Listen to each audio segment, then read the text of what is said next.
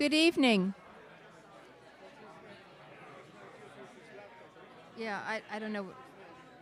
Ask him, he's right there. Good evening. Hello?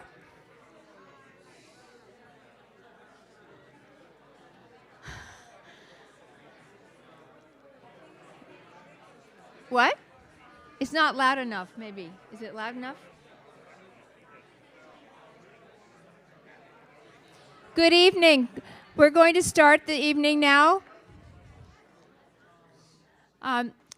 Welcome to the Explorers Club. My name is Milbury Polk, and I've been on the board here. I've had many different roles, and so tonight is my honor to be the introducer to my old friend David. But first, I wanted to ask you, who here has been to the Explorers Club before?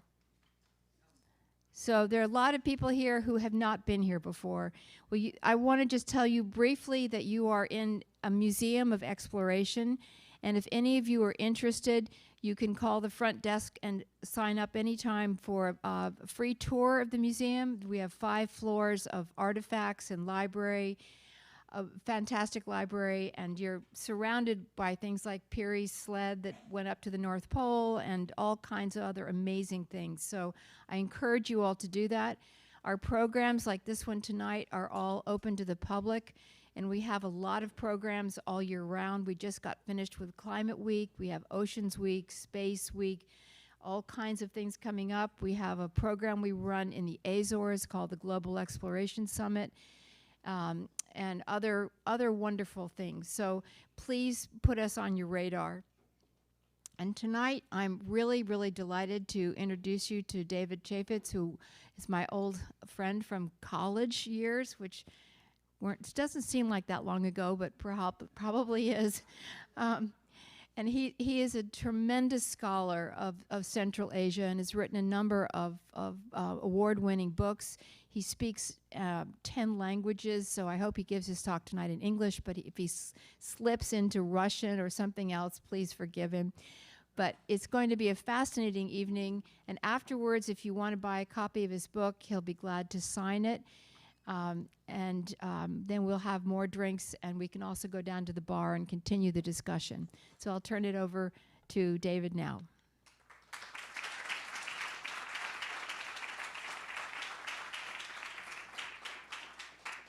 Thank you, everybody. Thank you, Milbury.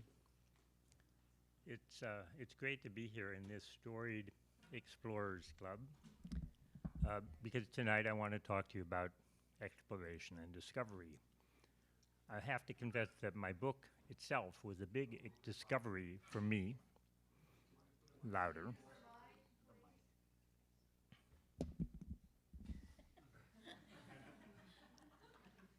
The book was a great discovery for me, and I hope it's a discovery for the readers, because there's a lot of mysteries and a lot of enigmas that occur in this road that we're going to talk about tonight. The one thing I got out of this book is that the horse has a tremendous impact on the history of empires, especially in Eurasia. And we wouldn't be here, we wouldn't have the ability to understand what happened on this road without all the explorations which took place mainly at the beginning of the last century, between, let's say, 1890 and 1920.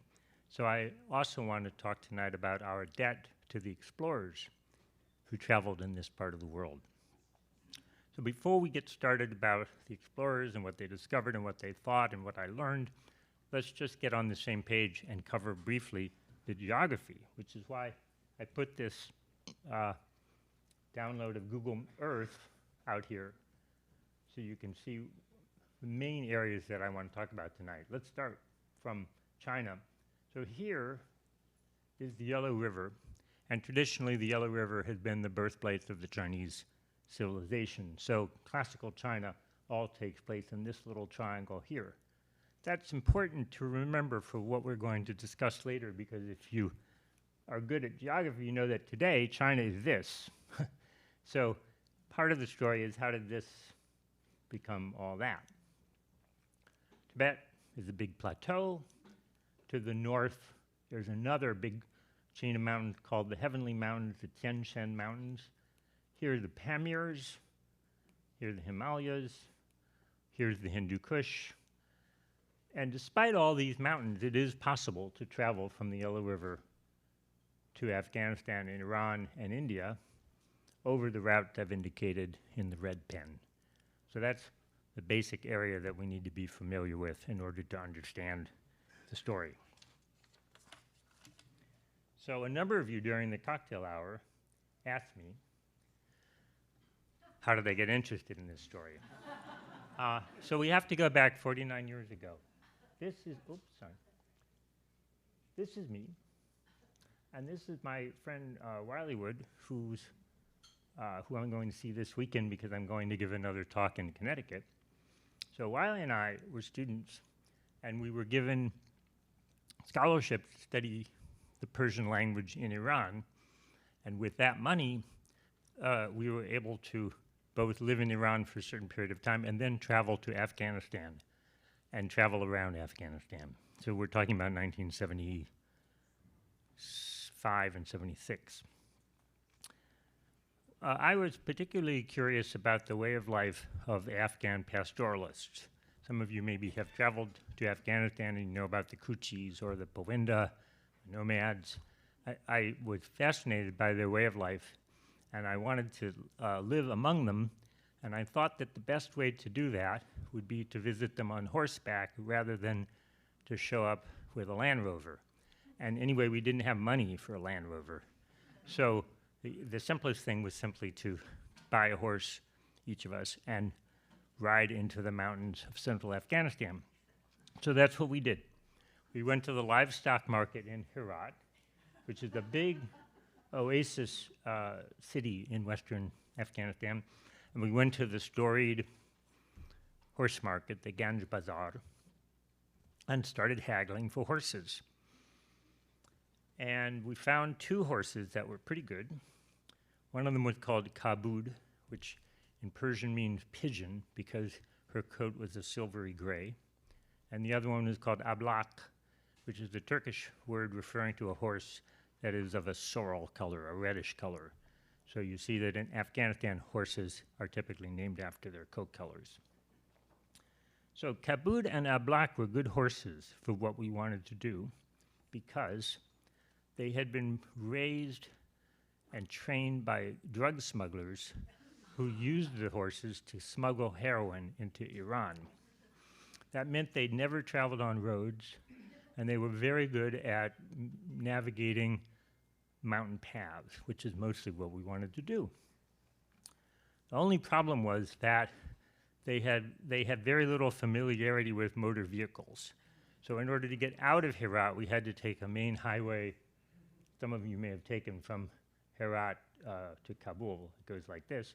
And when we were on the highway, the horses bucked and bolted and tried to throw us off and escape. So when I get the question, do you like horses? Are you a good horseback rider? I say, well, I managed to stay on a panicked horse in a traffic jam in Herat, and I didn't get thrown off. So that's my equestrian experience, or equestrian accomplishment.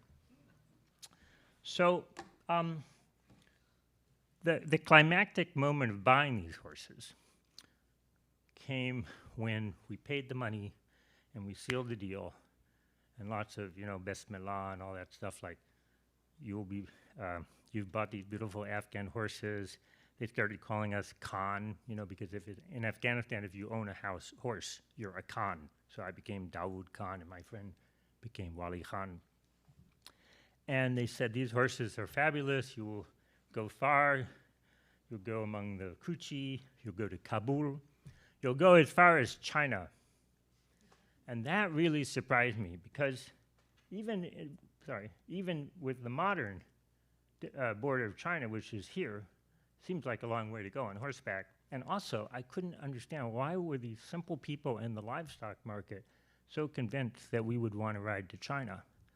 And that stuck with me, and I want to come back to that during this talk to understand what kind of deep cultural significance this idea has about riding Afghan horses to China. So I described all those adventures in my 1980 book, and I'm not really plugging the book, but there it is. And I talked about this notion of traveling as far as China. And in subsequent years, I did travel as far as China.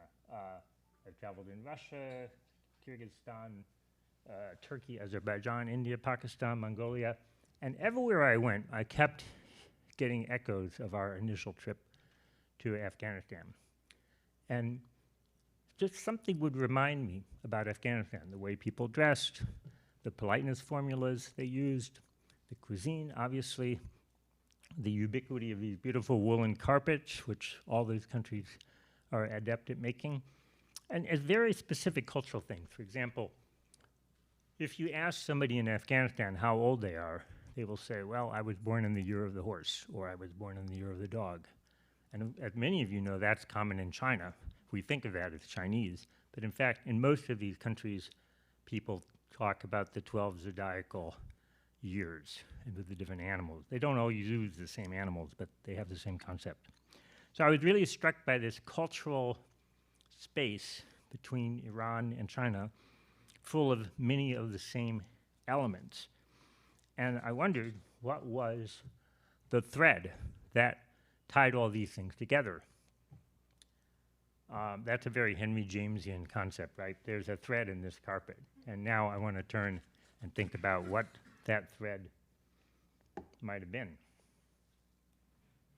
So here's our familiar map with a couple of explorers I'll talk about in a second. And let's mention the S word, which is the Silk Road. Many people for many years have said that the thread that ties all these countries together is silk. And indeed, if you go to, right now the British Museum is having an exposition called the Silk Road. They're going to show you these bales of silk here, and I'll talk about them in a second. But this is, for many people, the Silk Road.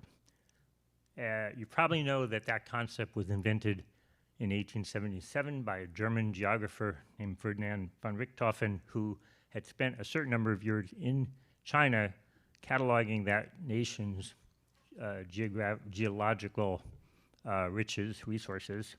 And he's inspired a whole generation of explorers to travel along this road and uncover the connection between China and the rest of the world. And the list of explorers is very long and very glorious. I only really have time to mention 3 tonight. I'll talk about 2 of them on this slide and 1 on the next slide. So Orlstein, some of you may know, was a Austrian in British service. He was working for the British Geographical Survey of India, and he had heard that in this region, north of India, they were discovering Indian manuscripts written in early versions of Indian languages. And so that intrigued him, and he organized expeditions to cross the Karakoram Pass, which is extremely high and challenging, into this part of the world. And he made 2 expeditions around 1890 and sent a lot of artifacts back to the British Museum. And one of the typical artifacts he sent back were these swathes of raw silk. And at the time when people received these in the British Museum, they might have been puzzled because they're not very glamorous or elegant examples of silk weaving. They're very simple raw silk. So what was this raw silk doing in the desert? It certainly coincided with the name Silk Road, but it wasn't the kind of beautiful silk people expected to find. So let's leave Orlstein for a second. The second explorer I'll mention is Owen Lattimore. And the main reason why I want to mention him is that he was, for a time, a member of this club, as some of you know. And what's funny is that he took this very long trip from Beijing. He told his wife to meet him here somewhere. And he really covered the entire traditional track between China, Mongolia, Central Asia.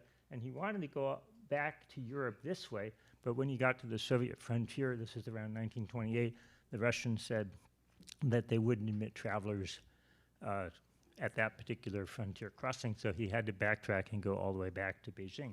Now, when he was on this very long trip, he got a letter from the club that said, you owe your dues. You haven't paid your dues. So please pay. And he said, you know, I'm in a very remote place, and I don't have the opportunity to attend the lectures or go to the bar. So I tell you what, why don't you just let me resign? So they accepted his resignation, and the club has all these letters in its archives. The other reason why I wanted to mention Owen Lattimore is that he, at the end of his life, very, very old man, he wrote a nice review of my first book on Afghanistan. And to me, that's a cherished connection to this golden age of exploration. Now, when I take all these explorers on the Silk Road, they all pointed out that China, which started off here, began to exert an enormous cultural influence and political influence in this part of Central Asia. I should have remarked on what this is called. So when you get out of the Yellow River area and here, you enter what's called the Tarim Basin. The Tarim Basin is a depression below sea level, and it was probably a big inland sea similar to the Caspian Sea once upon a time. Now it's one of the world's most inhospitable deserts. So the only way you can travel across is to hug the rim of the mountains, and there are small oases towns. Iranians will be familiar with the concept of the underground canals that take rainwater or snowmelt from the mountains and canalize it down into these tiny little plantations so that, in fact, there is water and sustenance available if you go on either the northern or the southern side. So in the 1st century AD, the Chinese actually conquered this area. And over different dynasties of Chinese rule, China has always tried to control the Tarim Basin, and of course they control it today. When I went there in 2018, we were in Kyrgyzstan, we crossed this way, and we went to Beijing following Owen Trout in the opposite direction. So when let's say this generation of explorers concluded that the reason why the Chinese conquered Inner Asia, Tarim Basin, is because they wanted to open the Silk Road and sell silk to the West. This little map here is a kind of a typical artifact you'll find if you Google Silk Road in Google Images. Shows a nice little caravan route from the Yellow River, which I mentioned here, around the Tarim Basin, which is this, over the Pamirs, into Central Asia, to Persia, Iran, and to Constantinople. And for many years, we were taught that the Chinese occupied Central Asia in order to open the Silk Road, so they could sell silk to the Iranians and the Romans. However, there's several reasons, there's 3 reasons why this story doesn't hold up. And I'll talk about 2 of them on this slide, and I'll talk about a 3rd on the next slide. So first of all, when you go to China, in the museums, you will often find beautiful Iranian brocaded silks. So why were the Chinese buying silk from the Iranians if they were trying to sell silk to the Iranians? Clearly, at a very early age, the Iranians cottoned on to how to make silk, if you'll allow me that expression, and they made beautiful silk fabrics which were highly prized by the Chinese. So that couldn't have been the reason for creating the Silk Road. The second reason why that story doesn't hold up is that most of the trade between China and Western Asia and Rome was by sea. It was maritime trade. It was not over this route. William Dalrymple, whose books I'm sure many of you will have read, just published a new book called The Golden Road, and he points out the massive size of India's trade with the Roman Empire. And he points out it completely dwarfed the size of the caravan trade and that most of the silk that the Romans acquired from the east, whether it was from India or from China, came by sea up the Red Sea to Egypt and then to Constantinople or to Rome. So the caravan route that we're tracing here and that everybody explored in the beginning of the 20th century was probably not a big trade route for silk or for any other commodity, except for one I'll come back to in a second. The third reason why it makes no sense to attribute China's expansion west to selling silk comes from another piece of insight that one of my discoveries, rediscoveries. So I come back to a third explorer, Sven Hedin of Sweden. He was also a student of van Richthofen in Germany, and subsequent to getting a degree in geography, he made 4 very extensive journeys to Central Asia and Inner Asia, and he was a cartographer, and to him we attribute some of the most exact mappings of this region before modern technology. He published over 50 books, and at the time they were translated into 24 languages. So he was a superstar in terms of explorers in his generation. His reputation is a little bit dented now because of his obituary, positive obituary about Hitler. I visited the Sven Hedin collection in Stockholm, and the keeper of the collection was very kind, gave me a photocopy of a speech that Sven Hedin made in 1936, and it's called The History of the Horse in Asia. I just want to point out that this book, which I also have, Caravans and Tarantas. A tarantas is a horse cart, a very rough horse cart. The subtitle is With Horses Through Asia. He was very interested in horses, and the role of horses in Asia, and in his 1936 speech, he evoked many of the themes that I talked about in my book. And you could say, well, if Sven Hedin wrote that in 1936, why should I read your book in 2024? And in my defense, I would argue that in the last 90 years, we have learned a lot more about the history of Central Asia than Sven Hedin was aware of. But he did touch many of the main points. And so now let's come to the third reason why the Chinese wanted to expand into Central Asia. Hedin explains that the main reason China was interested in this part of the world is that they needed horses to fight the Huns.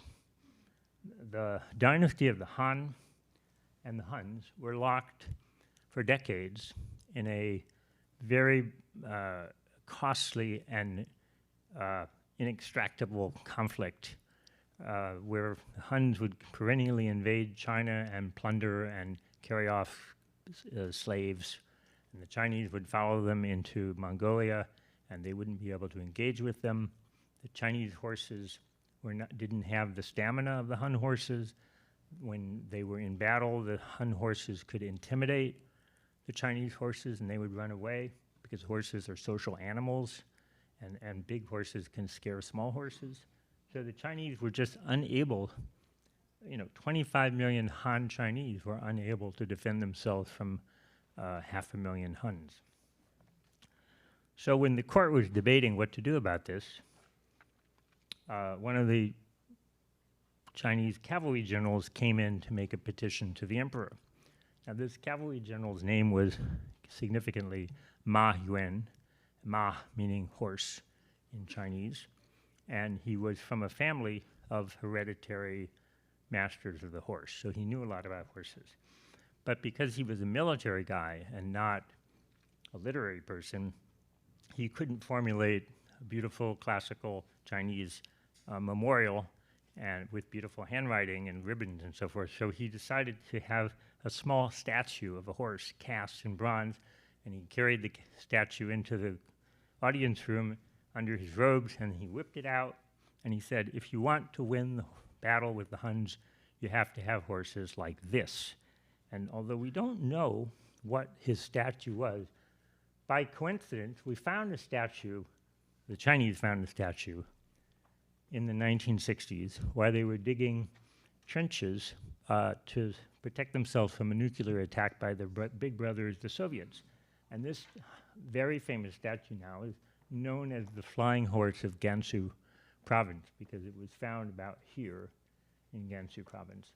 And we're pretty sure that Ma Yuen was talking about a horse like this, very powerfully muscled, broad-chested, bearing his teeth in very aggressive, his tail held high, and he's flying through the air. And that was the kind of horse that the Chinese would need in large numbers in order to win their war against the Huns. So about this time, Chinese spies identified that 2,000 miles away in Fergana, here, there were such horses. So the emperor of the Han organized an expedition with 100,000 soldiers, 100,000 pack animals.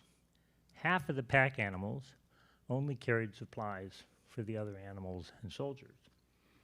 And he marched them on the route we're familiar with now through the Jade Gate, which was in those days the border between Han China and the rest of the world, into the Tarim Basin, around, over the Pamirs, and into Fergana, which today, by the way, is sort of shared between Tajikistan and Uzbekistan.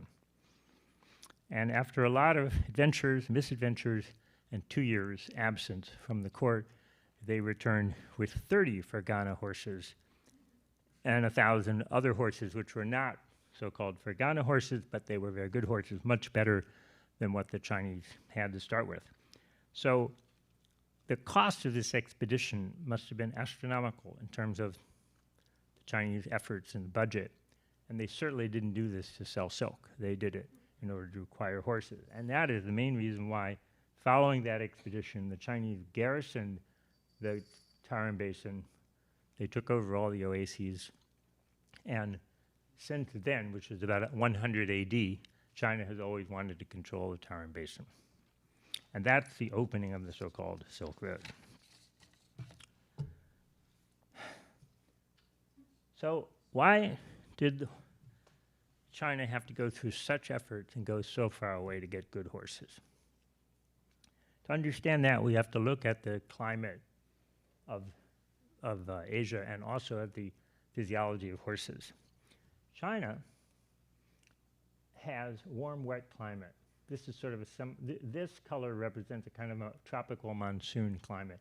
And significantly for us, the core of India has the same climate. It's also monsoon rain driven. And down here it's even rainier. And surprise, surprise, these people are not particularly famous for raising horses either. Whereas the pink and the yellow are places where horses can thrive. And the red, traditionally, is more camel country than horse country. So those of you who've traveled in Iran, you know that this is the great desert, and there's not particularly good horse country. But Iran has wonderful horse country here. Azerbaijan, the Kazakhs, the Kyrgyz, the Mongols all enjoy very good horse country. The other problem with hot, warm climate like China and northern India is that lots of things grow there, and horses can eat things that don't agree with them in such environments. And horses, unlike a lot of other animals, cannot vomit. So if a horse eats something that disagrees with it, it will get colic and it will die. The other problem with this wet climate for horses is that it rots their hoofs, so they're not able to make long marches the way horses who grew up in colder, drier climates are able to do.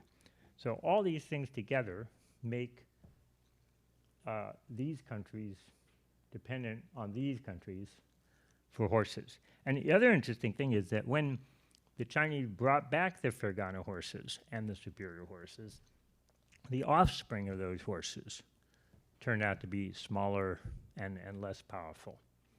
And that suggests that the mineral content of the grasses that they were fed when they got back to China did not allow them to have offspring that were as big and powerful as they were. So this distinction between horse-rich and horse-poor countries is a kind of a trade axis that drives, in my view, the history of Eurasia for the next 17 centuries. So we talked about the Chinese. Let's talk now a little bit about the people of the steppe. That was the pink and the orange areas I showed you on the previous map. They had a lot of horses. In a world where in the old world, if there were 20 million horses altogether, the steppe regions had half of them. They had 10 million horses. The steppe people rode horses, they ate horses, they milked horses. The whole economy of the steppe people was based on the fact that they were horse breeders.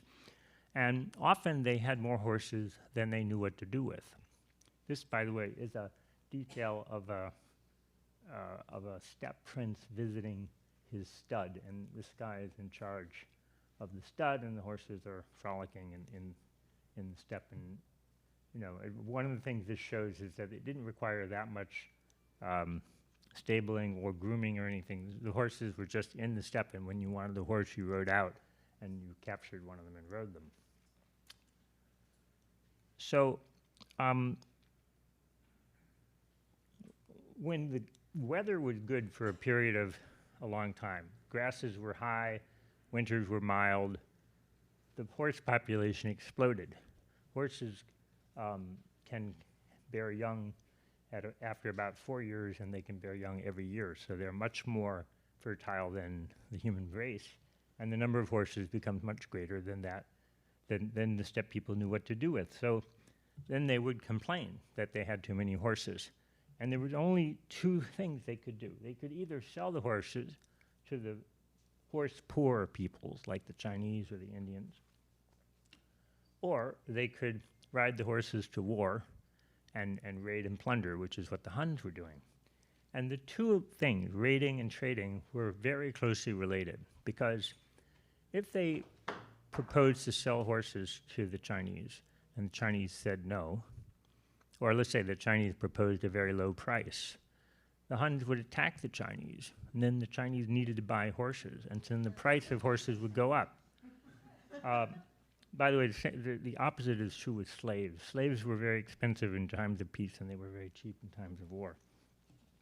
So war raised the prices of horses, and the supply for horses actually created its own demand. The quotation up there about fat geldings refers to a comment in one of the histories of Genghis Khan that his followers were saying to Genghis Khan that we have all these horses that are in very good fettle. What are we going to do with them? We can't just leave them in the steppe. We have to do something. So the conclusion was to conquer the world. Let's turn back to the settled states for a second. I want to give you an idea of just how dependent the settled states were on horsepower.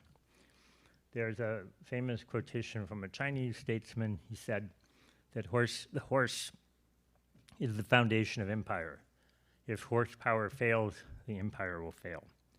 So a later Chinese dynasty, the Tang dynasty, who ruled between the 7th and the 10th century, fielded 700,000 cavalry troopers. And by the way, they controlled a very big piece of Central Asia. To support a cavalry of 700,000, they had to recruit 100,000 remounts a year. Well, in the parts of Central Asia that they conquered, they had stud farms, which gave them about 70,000 horses a year. And then they bought another 30,000 horses from the steppe peoples. But interesting is not only did they have to buy a lot of horses, but they also had to recruit a lot of manpower to manage all those horses. So the estimate is that there were 1 million Turks who were working as grooms or mercenary soldiers or even polo players. And we frequently see the Turks pictured in Tang Dynasty sculptures as polo players. And all these Turks had to be paid. So what did they pay the steppe Turks with? They paid them in swathes of raw silk. And that explains why Orelstein found all that raw silk in Central Asia. That was effectively a paper money. So again, does it make sense to call the Silk Road, It would be like calling a road the dollar road because we pay in dollars. It's just a currency. To buy one horse costs 40 swathes of silk. So if you buy 30,000 horses a year, that's a lot of silk that you will find circulating around Central Asia. Excuse me a minute. Okay, so we have the settled people and we have the steppe people, and they meet in markets, like the one in Afghanistan where I and Wiley Wood bought our horses. The horse markets really materialized or crystallized this road we're talking about, because we find vast horse markets at all the endpoints of the so-called Silk Road. At the Great Wall in China, the Great Wall itself was basically built as a customs barrier in order to make sure that people who bought horses were paying customs duty on it. In India, coming out of the Vale of Kashmir and going into the Ganges Valley, there's a great market called Haridwar, which is today the site of the Kumbh Mela, which is mainly a religious and pilgrimage place, but it originated as a horse market. And then on another part of the Silk Road, and this was a great discovery for me, was a horse market in Moscow. And it would surprise you to learn that Moscow was one of the biggest horse trading centers in Eurasia. It was the western terminus, if you will, of this horse road. These markets dealt with 80 to 100,000 horses a year, and the value of that trade would have been in the billions of dollars of our market. So like petroleum, these were some of the biggest markets of the world at the time, and they were horses were a strategic commodity in the way that silk never would have been.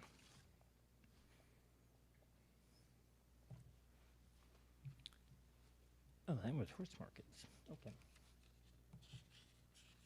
Okay. So one aspect of the exchange I mentioned was the markets. The other aspect of the exchange between the horse poor and the horse rich was raiding. So let's talk about raiding for a second. When the steppe peoples visited the horse market, they learned about the strengths and weaknesses of their clients. They would learn, for example, that there was a revolution going on, and there was a vacant throne, there was a weak ruler, and they were opportunistic about this. From time to time, the horse dealers simply took over the countries of their clients. And this is actually a constant theme in Chinese and Indian history. I just can mention 3 Chinese dynasties that clearly started with horse traders. For those of you who are versed in Chinese history, the Liao, the Jin, the Mongols, and the Qing dynasty. In each case, the people who started the dynasty started in business by selling horses to China, and then through that connection with the Chinese market, identified an opportunity of taking China over. In India, that role was played by the Afghans, and to some extent, Turks. And the couple examples that come to mind are the Khaljis of Bengal. One anecdote about them: the Khaljis were horse dealers in Bengal, and one day they rode into a market and they noticed that there wasn't much in the way of defense or organization, so they simply rode to the Maharaja's palace, kicked him out, and took over and became the sultans of Bengal for 100 years. Those of you who know Delhi know there's a Lodi garden, the Lodi mausoleum, beautiful mausoleum, I think, of Ibrahim Lodi, and Ibrahim Lodi started out as a horse dealer. The last person historically who played this kind of role, and I want to kind of finish the story with him, is Ahmad Shah Durrani of Afghanistan. So Ahmad Shah was a horse dealer from Herat, exactly the town where Wiley and I bought Kabut and Ablak. And his business was, for centuries, sending horses from Herat to India. And at a certain point, India was very poorly organized. He invaded India, carried off tremendous loot. He set himself up as king of Afghanistan, and then the next thing he decided to do was invade China. So his counselors said to him, you know, India was kind of a easy touch because there was a civil war, there was a period of disorganization. But China is very, very powerful and well organized, and your chances of invading India and China are not good. So he said, okay, well then we'll trade with them. So he organized an embassy of horses to send to Beijing from Kabul in 1761. He sent these very tall horses, remarkable horses, which we believe were 18 to 20 hands high, which is really tall. Most of you, if you ride a big horse, 17 hands high is already a big horse. And I think the artist captured that here. These are not people from southern China. These are steppe people, so they're not small, and the horse is taller than the head of the human. The emperor, the Qianlong emperor of the Qing dynasty, was delighted by these gifts, and he wrote a poem saying, "The Fergana horses have returned." So the Chinese knew that horses from the West were kind of a magical thing, and they felt that the world had returned into harmony because the Afghans had sent them horses. And now you understand why the people in the market in Herat were so keen that we ride these horses to China, because for the Afghans, they knew that their horses were famous in China. And this says something about how persistent the horse trade was across the so-called Silk Road, and how 17 centuries later the same relationship existed between Western Asia and Eastern Asia, and of course it was the horse and not silk. So now we're coming to the end of the Silk Road, of the horse road. I want to bookend the end with two dates, 1901 and 1919. So in 1901, Kipling published the novel Kim, which I hope all of you have read because it's a great book. And in Kim treats the adventures of a mixed-race boy who gets involved in all kinds of adventures, harem-scarum skirmishes with Russian spies from Central Asia who are planning to invade India. And his mentor in these adventures is an Afghan horse dealer named Mahbub Ali. Kipling described Mahbub Ali as one of the best horse dealers in the Punjab, a wealthy and enterprising trader whose caravans penetrate far and far into the back of the beyond, meaning into Central Asia. And Mahbub Ali is based on a real character who was a friend of Kipling's when Kipling was a cub reporter in Lahore at the beginning of his career. So both the imaginary Mahbub Ali and the real Mahbub Ali grew wealthy selling horses from Central Asia to British and Indian officers for polo playing and for war horses and for equestrian sports. And it was still a big business in 1901. However, in 1919, so after the Great War, the King of Afghanistan, the successor to Ahmed Shah, 150 years later, decided to invade India. And he sent his cavalry and his tribal levies over the Khyber Pass into the British-controlled zone. And the British fought them back, not with cavalry, not with bared steel, but with airplanes. During the Great War, T.E. Lawrence had already advised the British Army that aircraft is devastating against cavalry because horses can't do anything when they're being bombed. And he's pointed out it would be much cheaper to defend the northwest frontier of India with aircraft than with cavalry. The British actually, despite their reputation for being conservative or reactionary, they actually thought this was a good idea, and the use of aircraft against the horses was devastating and compelled the King of Afghanistan to sue for peace.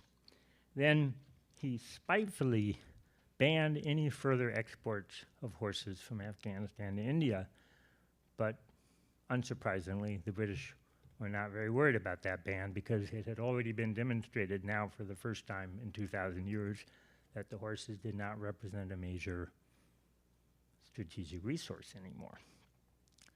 So the family of Mahbub Ali, the real Mahbub Ali, had spent a lot of money educating their children in veterinary sciences in England, and when they came back from England to take up the family business in Lahore, it was gone.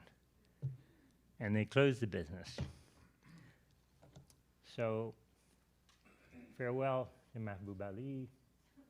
And today, Mahbub Ali's descendants are driving these trucks, and they're driving to China over the Karakoram Pass, and they're bringing Chinese consumer goods, in this case tires, back to Lahore. So let me go back, just to close, to Sven Hedin, who ended his speech in 1936 by saying, "It can appear presumptuous in such a short speech to talk about the role of horses in Asian history. It would take several semesters to do justice to this theme." Nevertheless, in this short evening, I hope we've discovered why the Afghans told Wiley and me that we would ride our horses to China, why the Silk Road is perhaps a misnomer, and most importantly, I think, we learn how the past can persist for a long period of time and then disappear very suddenly. And that's something I think today we need to meditate on. So listen, I'd like to thank Milbury and the club for organizing this lovely evening. I'm going to hand back to Milbury, and she'll tell us what happened next.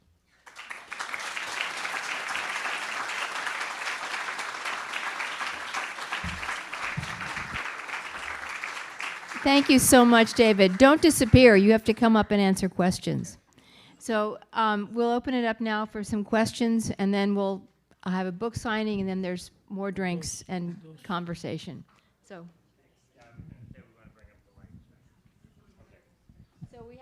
we have a microphone going around, so if you have a question, raise your hand. Thank you so much for the lecture. I have one thing that's like burning me. Is there any cultural significance of your jacket? This jacket? Yeah. I recognize the fact that a lot of people don't wear ties anymore, but I didn't want to look sloppy, so it's a tieless jacket. Hi, can you Hi. talk a little bit about the horses coming to China and not faring particularly well? It seems like you're repeating a purchase over and over and over that's not going to survive. Right. So the Chinese, the question was, why did the horses not flourish when they actually got good horses to China? By the way, the same thing happened in India. The reason is that the fodder available for the horses in China was not nutritious compared to the fodder they could get in the steppe lands. And some scholars have attributed this to the mineral selenium, which we also need to grow our bones. And in the absence of selenium-rich grass, the horses will not grow as tall and they will not be as powerful. Also, when it's hot, the horses will not run around and get good conditioning. They'll be kind of like us when it's hot. They'll just want to stay in the cool stable. So a hot climate will also make it very difficult to develop a top conditioned horse. Really important to think of horses like athletes. And you know, wealthy countries in the south, in the tropical south, have a big challenge providing air-conditioned environment for athletes to train, and horses are no different. So that puts China at a big advantage in terms of having well-conditioned horses with good muscles and good stamina. I hope that answers your question.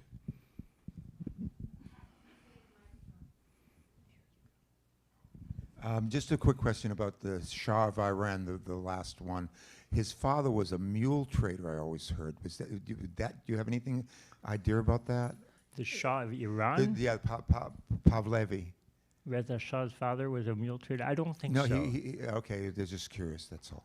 If you had any idea of that. He was definitely from a humble background, but he wasn't from a horse trading background. He wasn't from a horse trading ethnicity in Iran. Most of the people who trade horses in Iran are Turks. And he was not a Turk. What? He was recruited into the Persian Cossack Brigade, which was a Russian-trained organization, but he was an ethnic Persian, and one of the peculiarities of Iran, and in fact, many of these countries, is that the pastoralists typically were Turks or Mongols, and they were the horse breeders, and the sedentary people were agriculturalists, and they didn't have that much to do with the horse business. And similarly, in Herat, in Afghanistan, the Pashtuns raise horses, and the Turkmen raise horses, but the Tajiks do not. Hi. Good question.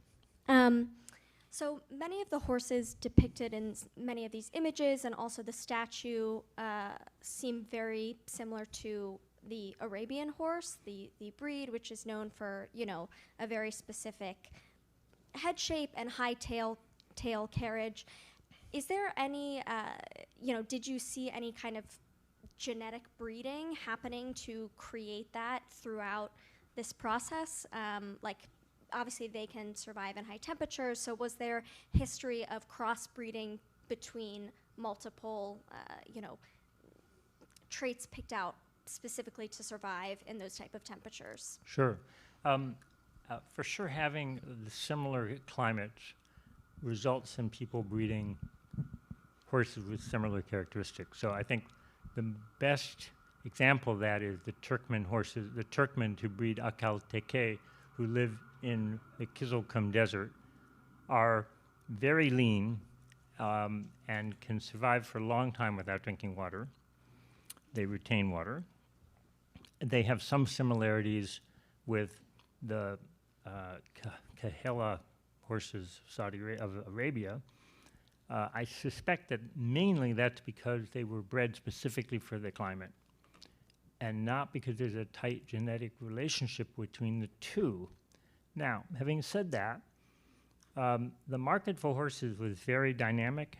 Horses were shipped all over Western and Eastern Asia for centuries with no notion of stud books or pure breeds. So it could be that, let's say, somebody from Iran goes on pilgrimage to Arabia and buys an Arab mare and brings it back to Iran and breeds it. Why not? It isn't until the late 18th century, early 19th century that the Arabs of the Bedouin began to realize that people were really interested in their horses, and only in mid-19th century did they start keeping stud books. So when the Arabs tell you that all these great horses are descended from Arabian horses, I think it's kind of an aspirational statement on their part. I just can't see that there would have been that much Arab blood as opposed to any other kind of superiorly bred horses influencing the development of the Akal Teke. Of course, the Turkmen say the opposite. The Turkmen said that the Akal Teke is the source of all the great horses in the world. But keep in mind, all these breeds are really creations of the 18th, 19th century. The purity of breeds would have been impossible to do before that. Yeah. Sorry, he's got the mic, sorry. Sorry, I had a quick question also piggybacking on the last question. A lot of the horses we see that in your diagrams did seem a little bit more domesticated, but a lot of the wild horses that exist there now, for example, Perovsky's wild horse, don't look very similar to a lot of the more domesticated horses. Sure. So I was wondering if some of those horses either went extinct or if they just became more domesticated over time in terms of what species they were looking for or the type of breed they were looking for. Right. So there's a phenomenon of domestication which is true of all animals, which is pedomorphism, meaning that domestic animals look more infantile, or they look more like they're young than the wild equivalents. So our cats kind of always look a little bit like kittens. Dogs always look a little bit like puppies, but that's not true of lions. Remember, once a lion is mature, it does not at all look like a cub, except for Liz's cubs, who are wild and still look like cubs. Where was I going with that? So this kind of brutalist physiognomy of the Przewalski horse in Mongolia is an indication that it is not a domestic animal, and to the extent that there are all the wild horses have disappeared, but I believe the tarpan also the last wild horse in Eurasia, other than the Przewalski, I believe that horse also had a kind of a ugly look and did not have this beautiful dish-shaped face that the lady was describing that the Arabian or the Akalteke exhibit. So I think you're right. There is a big difference in the way they look as a result of domestication. One more question. There's one more question. We'll come back to it. Oh. The Mughals? Oh, okay. Sorry, quick question, quick answer about the Mughals. This is Shah Jahan, by the way, of India. So they were not horse traders, but they were very closely connected with the horse traders of Central Asia. And one reason why they were able to maintain their empire over India for so long is because they had an excellent supply chain going back all the way to Central Asia. And at different times, the Jahangir wanted to conquer Central Asia, and everyone said, well, that is a crazy thing. You know, how can you, why would you want to conquer Central Asia? The reason being that he knew that securing Afghanistan and Uzbekistan from the Mughals would have given the Mughal Empire a very strong supply chain of horses. So, quick answer to a very important question. Sorry, yeah. Where does spice factor in to the Silk Road? I mean, we know that exploration of America was a lot to do with the Ottoman control of the Middle East and trying to find a new route to look for spice. Was there spice trade over this part of the Central Asian Silk Road, or Sure. how does that factor into going to Europe and trade? Sure. So, spice was a really important part of the maritime trade. The ships coming from China and from India to the Red Sea, to the Turks, and then afterwards via Africa and the Portuguese to Northern Europe. That was very much about pepper and cloves. But it's a huge bulk trade, and it would have been very difficult to carry on that trade with caravans. So the reason why I want people to think about the horse trade and not the produce trade is because horses are their own caravan, right? There's almost no cost. There's a time factor of money, but if you buy 1,000 horses somewhere and you ride them 1,000 miles, they eat on the way. They don't cost you anything.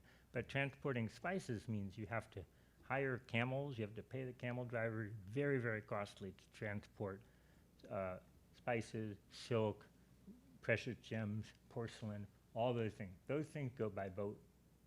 And that is the story of the maritime Silk Road. Okay? Thank you so much. Okay, I think that's all I've got.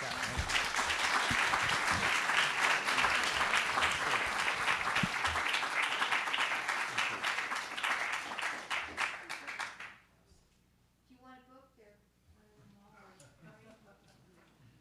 Oh, so there is a gentleman outside selling books if